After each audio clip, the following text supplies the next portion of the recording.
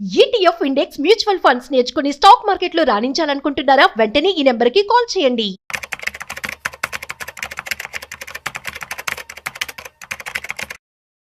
Hello నమస్తే, welcome to Suman TV. ప్రస్తుతం మనతో పాటు మార్కెట్ అప్డేట్స్ గురించి మాట్లాడడానికి మనతో పాటు సుందరరామరెడ్డి గారు ఉన్నారు. వీరితో మాట్లాడి మరికొన్ని విషయాన్ని మనం తెలుసుకుందాం.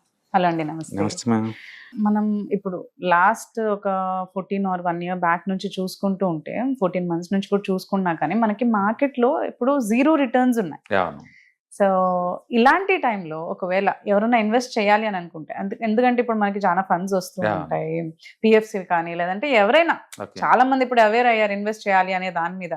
సో ఇలాంటి టైంలో ఒకవేళ ఇన్వెస్ట్ చేయాలి అంటే చాలా మందికి డౌట్ వస్తుంది, అసలు Yeah. చెయ్యొచ్చా లేదా, Yeah. చేయాలన్నా కానీ ఎక్కడ చేయాలి అనేది కూడా. అవును. సో ఏంటంటారు అసలు పొజిషన్? యా వరల్డ్ మార్కెట్ మొత్తంలో చూసుకుంటే ఈ సంవత్సరం మాత్రం one of the worst market అంటే ఇండియన్ స్టాక్ మార్కెట్ అండి. రిటర్న్స్ పరంగా చెప్పాలంటే చెప్పాలి. లాస్ట్ 1 year చూసుకుంటే మనం -4 లో ఉన్నాము. అండ్ 14 months తో పోల్చుకుంటే మనకి జీరో రిటర్న్స్. అంటే లిటర్లీ లాస్ట్ 420 days నుంచి ఇండియన్ మార్కెట్లో ఎలాంటి రిటర్న్స్ లేవు. సో న్యాచురల్గా కొత్తగా ఇన్వెస్ట్ చేసిన వాళ్ళు లాస్ట్ 1 year లో కావచ్చు, లేకపోతే ఇవాళ రేపట్లో ప్రొవిడెంట్ ఫండ్స్ వాళ్ళు కూడా మార్కెట్లోకి ఎంటర్ అవుతున్నారు. నేషనల్ పెన్షన్ పాలసీ ఫండ్స్ వస్తున్నాయి, చాలా రిటైర్మెంట్ ఫండ్స్ కూడా వస్తూ ఉన్నాయి. ఇలాంటి టైంలో మార్కెట్ని ఎలా డీల్ చేయాలని అడిగితే మార్కెట్ ఎప్పుడు లీనియర్గా ఉండదండి. ఈ సంవత్సరం సేల్స్ 10% పెరిగితే ప్యారలల్గా స్టాక్ ప్రైస్ కూడా 10% పెరిగి దీన్ని మ్యాచ్ అవుతుంది, అలా ఉండదు. మనం ఎక్కువసార్లు ఏమంటాం అంటే ఫండమెంటల్ సౌండ్ కాబట్టి ఈ కంపెనీ గ్రోత్, సేల్స్ గ్రోత్ 10% ఉంది కాబట్టి స్టాక్ ప్రైస్ కూడా దీనికి మ్యాచ్ అవుతూ 10% గ్రోత్ ఏమో అనుకుంటాం మనం.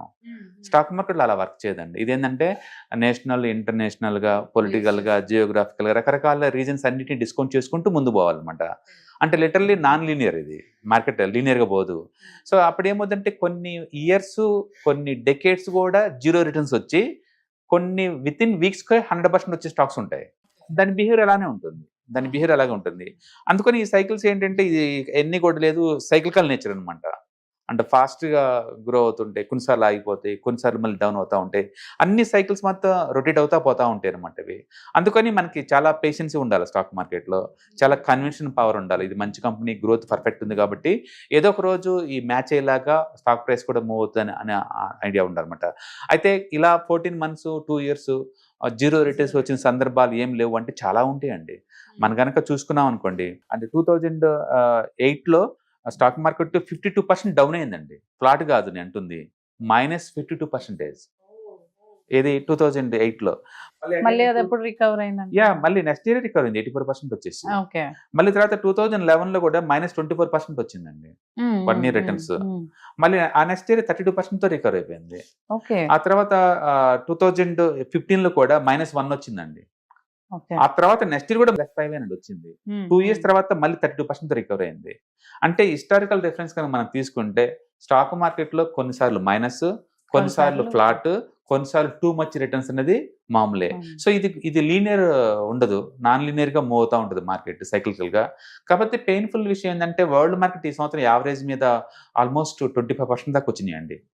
వరల్డ్ మార్కెట్స్ ఏదైనా సరే మనం చూసుకుంటే, అండ్ ఈవెన్ పాకిస్తాన్ కూడా ఆల్మోస్ట్ 80% దాకా వచ్చింది ఈ సంవత్సరం. అందుకని జీడిపి గ్రోత్ బాగుంటే స్టాక్ మార్కెట్ పర్ఫెక్ట్గా ఉండాలి, వెంటనే ఉండాలని రూల్ ఏం లేదు. యాక్చువల్ చెప్పాలంటే ఇక్కడ గ్రోత్ బాగుంది, బట్ స్టిల్ ఇక్కడ డల్గా ఉంది.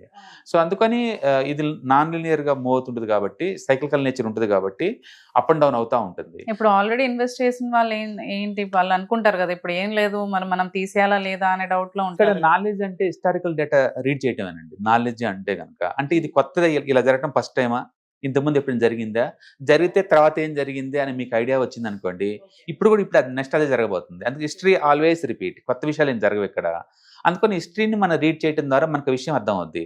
స్టాక్ మార్కెట్ కనుక 1 or 2 years ఈధర్ నెగిటివ్ వచ్చినా లేదా ఫ్లాట్ రిటర్న్స్ వచ్చినా 3rd year ఆన్వర్డ్స్ అది కాంపెన్సేషన్ చేసుకుంటూ వస్తుంది. నిఫ్టీ ఏంటంటే ఇయర్లీ యావరేజ్ 13% వస్తుంది ఇండియాలో, నిఫ్టీ 50 అనేది. ఇప్పుడు లాస్ట్ 1.5 year నుంచి ఏం రావట్లేదు కదా, దాని మీద నెక్స్ట్ 1.5 yearలో బాగా రాబోతుందని అర్థం. ఓకే, అలా అనుకొని ఇన్వెస్ట్ చేయొచ్చు అంటారా? డెఫినెట్గా, ఎందుకంటే హిస్టారికల్ రిఫరెన్స్ అదే చెప్తుంది మనకి. మార్కెట్ కనుక 1 year లేదా 2 years కనుక తక్కువ రిటర్న్స్ కనుక ఇస్తే 3rd year ఇది కాంపెన్సేషన్ చేసుకుంటే 20-30 ఇస్తుంది అనమాట. Okay, this is the best time అంటారు యాక్చువల్లీ. అవును, ఎందుకంటే అండర్ పర్ఫార్మ్ చేస్తుంది కాబట్టి ఈ టైంలో ఎక్కువ యూనిట్స్ కలెక్ట్ చేసుకోండి, అంటే పేషెన్స్గా ఉండండి. మీరు ఎప్పుడైనా రిటైర్మెంట్ ఫండ్స్ ఏదైనా ఉండి మీరు కన్జర్వేటివ్ లాగా ఉండి లేదా ఓల్డ్ ఏజ్ ఏదైనా అలాగుంటే లేదు, అచ్చం ఈక్విటీతో ఫిల్ చేయమాకండి. అదర్ అసెట్ క్లాస్ కూడా ఫిల్ చేసుకోండి. మీకు మల్టీ అసెట్ అలొకేషన్ ఫండ్స్ ఉంటాయి. వాళ్ళు ఏంటంటే ఇప్పుడు గోల్డ్ ఉంది అనుకోండి, ఈ సంవత్సరం 40% వచ్చింది కదా. అలాగే ఇంటర్నేషనల్ మార్కెట్స్ ఈ సంవత్సరం ఆల్మోస్ట్ 30 దాకా ఇచ్చినాయి కదా. అందుకని జియోగ్రఫికల్ రిస్క్ లేకుండా డైవర్సిఫై చేయొచ్చు. అదర్ కమోడిటీలో పెట్టచ్చు. డెట్ లో పెడితే గ్యారెంటీ రిటర్న్స్ నీకు 6-7% వస్తుంది. కాబట్టి మల్టిపుల్ అసెట్స్ తోటి ఫిల్ చేయండి. ఇది మనకు వచ్చే లోపు కాంపన్సేట్ అవుతూ ఉంటుంది అవును మనకి. అవును అందుకని రిటైర్మెంట్ ఫండ్స్ వాళ్ళు ఎప్పుడు కూడా 100% ఈక్విటీలో పెట్టరండి. వాళ్ళ ఏజ్ 50 రాగానే మొత్తం డెట్ ఫండ్స్కి మూవ్ చేస్తారు, మల్టీ అసెట్ ఫండ్స్కి మూవ్. అందుకనే ఎక్స్పర్ట్స్ ఎప్పుడు కూడా లేదంటే ఏజ్ కనుక మీరు 50 దాటింది అనుకోండి, గో ఫర్ కన్జర్వేటివ్ అని చెప్తారు. ఏజ్ కనుక మీరు ఎత్తులో ఉన్నారనుకోండి, రిస్క్ ప్రొఫైల్ తీసుకోవచ్చు కాబట్టి వాళ్ళు తీసుకుంటారు. అండ్ రెండోది మార్కెట్ నెగిటివ్ ఏం రాలేదండి, ఫ్లాట్ రిటర్న్స్ అనేవి కానీ నెగిటివ్ అయితే లేవు కదా. కాబట్టి నెగటివ్ కి వెళ్ళే ఛాన్స్ ఏమైనా ఉంటుందా? డెఫినెట్ గా ఉంటుంది. ఈ సైకిల్స్ కల్ నేచర్ మామూలు అండి. ఇప్పుడు గోల్డ్ ఈ సంవత్సరం 50 వచ్చింది, లాస్ట్ 10 years ఎప్పుడు వచ్చింది 50 అంటే ఎప్పుడు రాలేదండి, ఎప్పుడు రాలేదు. ఒకప్పుడు గోల్డ్ 5 years రిటర్న్స్ కూడా -40 వచ్చిన రోజులు ఉన్నాయి. గోల్డ్ నేను చెప్పేది ఇప్పుడు లాంగ్ ఇయర్స్ లో 5 years లో కరెక్ట్ పోంగా ఇంకా -40 -50కి వచ్చిన సందర్భాలు ఉన్నాయి గోల్డ్ కూడా. అంటే ప్రతి ఎసెట్ కి ఈ సైకిల్ నేచర్ ఉంటుంది, దాన్ని అవాయిడ్ చేయలేవు. రియల్ ఎస్టేట్ ఉంది అనుకో, లాస్ట్ 2 years రిటర్న్ 0. అంతకుముందు చాలా ఫాస్ట్ పోయింది కదా కోవిడ్ తర్వాత. అందుకని ఇది ఎసెట్ క్లాస్ అన్ని కూడా లేదు, సైకిల్ నేచర్ ఉంటుంది. కొన్నిసార్లు ఫాస్ట్ గ్రో అవటాలు, కొన్నిసార్లు ఫ్లాట్ గా ఉంటారు, కొన్నిసార్లు నెగిటివ్ ఉంటాం అనేది మామూలు విషయం. ప్రస్తుతానికి ఏంటంటే ఇండియన్ స్టాక్ మార్కెట్ లో ఆ ఫేజ్ నడుస్తుంది ఇప్పుడు, అందుకే ఫ్లాట్ రిటర్న్స్ ఉన్నాయి. నేను అనుకోవటం ఏంటంటే 24,000 పెద్ద పట్టడానికి ఏం లేదు అంత మించి, ఎందుకంటే జీడిపి గ్రోత్ ఉంది కాబట్టి. ఇప్పుడు ఇండియన్ మార్కెట్ లో కనుక ఎర్నింగ్స్ కనుక పెరిగితే మార్కెట్ మళ్ళీ రికవర్ అయ్యే ఛాన్స్ ఎక్కువ ఉందండి. అంటే ట్రంప్ ఇవన్నీ కూడా టెంపరీ అండ్ కొన్ని సెక్టర్స్ ఎఫెక్ట్ అవుతాయి. ఎఫెక్ట్ అవ్వదు అని అనకూడదు, కొన్ని అవుతాయి అనమాట. అవి నిఫ్టీలోని స్టాక్స్ చాలా తక్కువ, అమెరికాతో టూ మచ్ బిజినెసెస్ అయ్యి. మనం ఎక్కువ సర్వీస్ ఓరియంటెడ్ ఎకానమీ అండి, మన అబ్రాడ్కి ఎక్స్పోర్ట్ చేసేది ఎక్కువ సర్వీసెసే ఉంటాయి.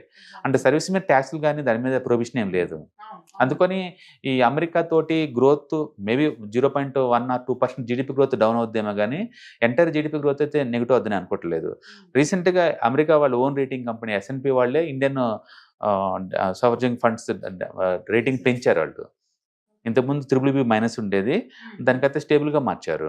పైగా వరల్డ్ బ్యాంక్ వాళ్ళైనా సరే S&P వాళ్ళు కూడా 6.5% జీడిపి గ్రోత్ ఉంటుంది ఈ సంవత్సరం కూడా అని చెప్తున్నారు. అండ్ అమెరికన్ టారిఫ్ ఎఫెక్ట్ కొంతవరకే ఉంటుందని చెప్పారు క్లియర్గా. కొన్ని సెక్టర్స్ సివియర్గా ఉంటుంది, లైక్ టెక్స్టైల్స్ కావచ్చు, జర్మన్ జ్యువెలరీ కావచ్చు, అలాంటి వాటిలో ఉంటుంది.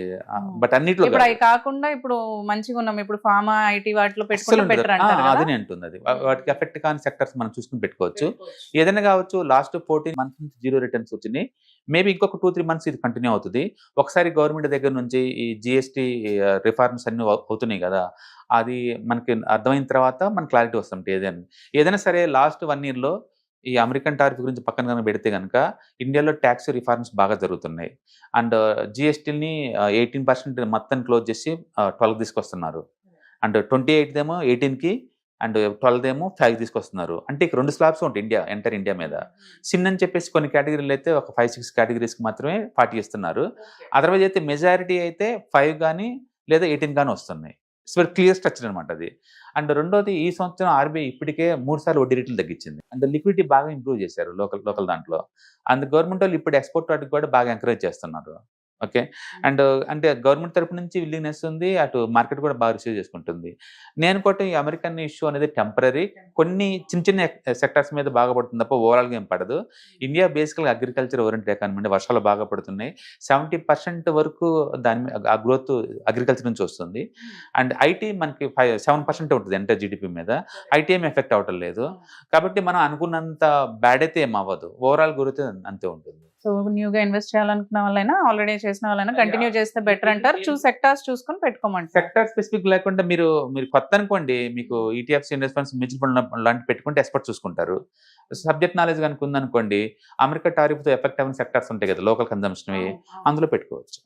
థ్యాంక్ యూ అండి, థ్యాంక్ యూ సో మచ్.